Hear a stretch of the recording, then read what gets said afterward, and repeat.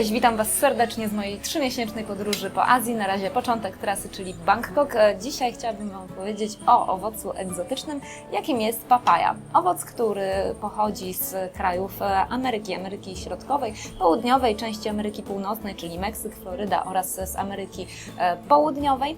Owoc, który tam był na początku uprawiany, obecnie jest uprawiany praktycznie we wszystkich krajach klimatu tropikalnego.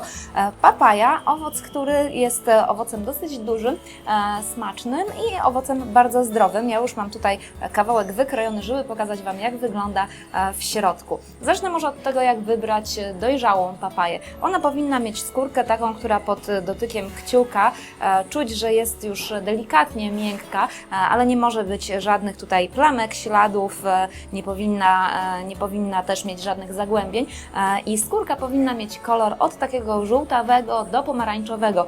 Kiedy skórka jest zielona, to raczej papaja jeszcze nie będzie dojrzała, chociaż rzeczywiście do niektórych dań wytrawnych taka nie za bardzo dojrzała może się nadawać.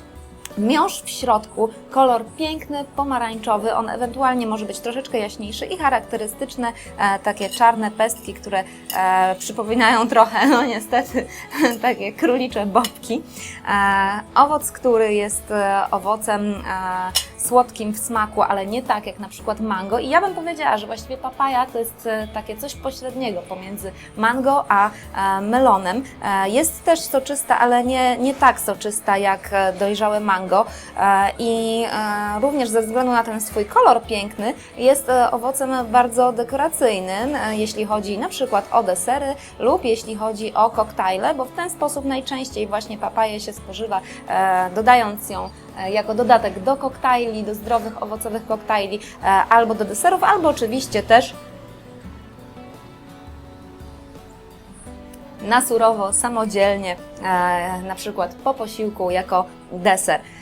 Papaja jest owocem bardzo zdrowym, ma przede wszystkim bardzo dużo witaminy C, dzienna dawka 100 gramów tego owocu, dawka 100 gramów tego owocu to jest zaspokojenie 103% dziennego zapotrzebowania organizmu na witaminę C. Oprócz tego, czyli duża odporność, witamina C to przeciwutleniacz, oprócz tego bardzo dużo witaminy A, czyli na przykład korzystne działanie na skórę, witaminy B, dodatkowo również bardzo duże ilości potasu i błonnik, który wiadomo bardzo dobrze działa, pomaga w procesach trawienia.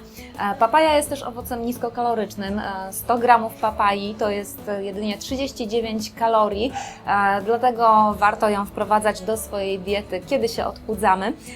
I świetnie też działa jako owoc, który na przykład latem możemy zjeść, żeby zaspokoić głód, a nawet trochę pragnienie.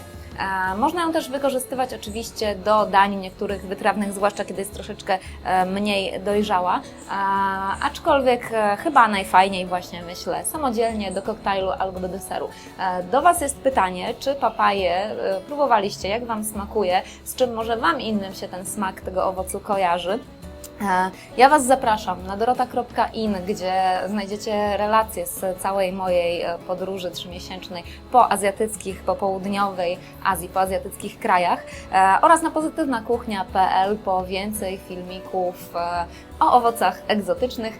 A tymczasem dzięki Wam serdecznie za uwagę i do zobaczenia w kolejnych.